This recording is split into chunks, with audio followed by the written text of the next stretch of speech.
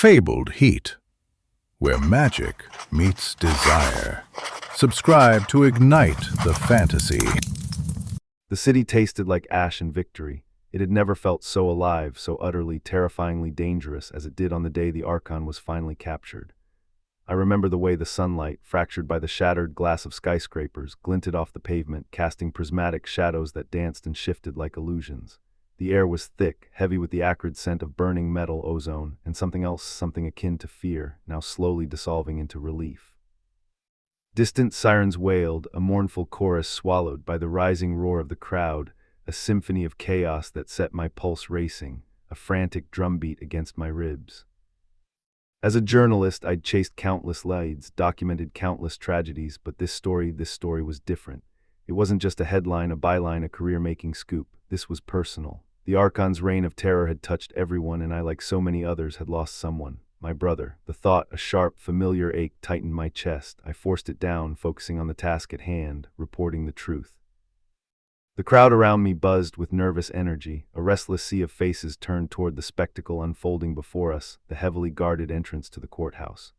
I could feel the weight of their gazes, the collective breath held in anticipation, a shared hope for justice. It was almost suffocating. I adjusted the strap of my camera bag, the leather cool against my skin, and tried to blend into the throng, to become an observer rather than a participant.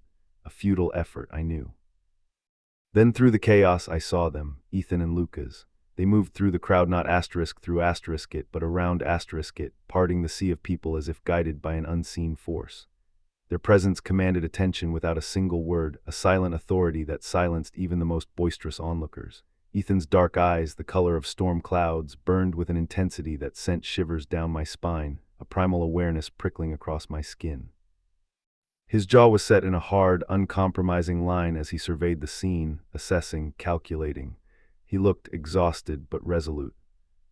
Lucas, with his golden hair catching the light like a halo, exuded a calm confidence that belied the storm brewing beneath the surface. It was a deceptive tranquility, a carefully constructed facade. I'd interviewed him before, briefly, during the early stages of the investigation. His eyes, usually warm and inviting, had held a chilling steeliness then, a glimpse of the power he possessed. Their tailored suits, dark charcoal gray, clung to their powerful frames, hinting at the strength they wielded effortlessly, a strength that wasn't merely physical. It was something more, something ancient, something magical.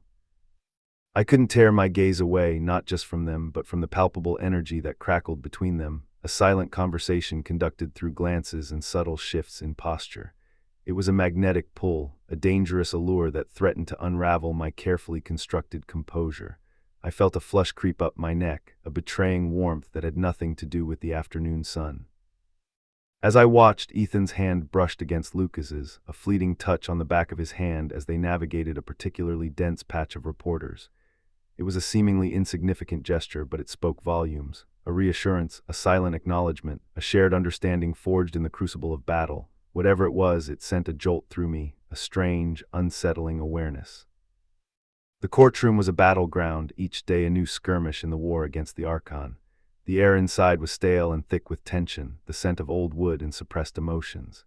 Ethan's voice, rough and demanding, cut through the legal jargon like a blade, his words leaving no room for doubt, no space for manipulation. Every syllable sent heat pooling low in my belly, a slow burn that threatened to consume me. It wasn't just the content of his statements, it was the timbre of his voice, the raw power that resonated within it. I found myself unconsciously leaning forward, captivated, drawn in by his intensity. Lucas's laughter, smooth as silk, was a counterpoint to Ethan's intensity, a melody that made my breath catch in my throat. It was rare, that laughter, a fleeting glimpse of the man beneath the stoic exterior.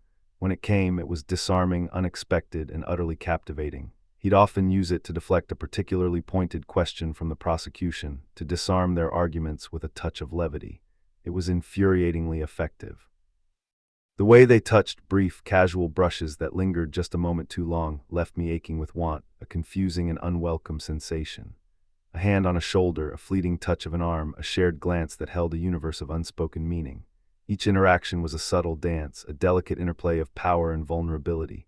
I knew their chemistry was undeniable, a magnetic pull that drew me in despite the chaos surrounding us, despite my better judgment. I'd managed to secure a position near the front of the gallery, close enough to observe their every move, to analyze their expressions. It was a professional necessity, of course. I needed to understand their strategies, their motivations. But I found myself focusing on the small things, the way Ethan's eyes softened when he looked at Luca's, the subtle curve of Lucas's lips when he anticipated Ethan's next move. Today, during a particularly grueling cross-examination, I found myself standing between them, ostensibly taking notes, but in reality acutely aware of their proximity.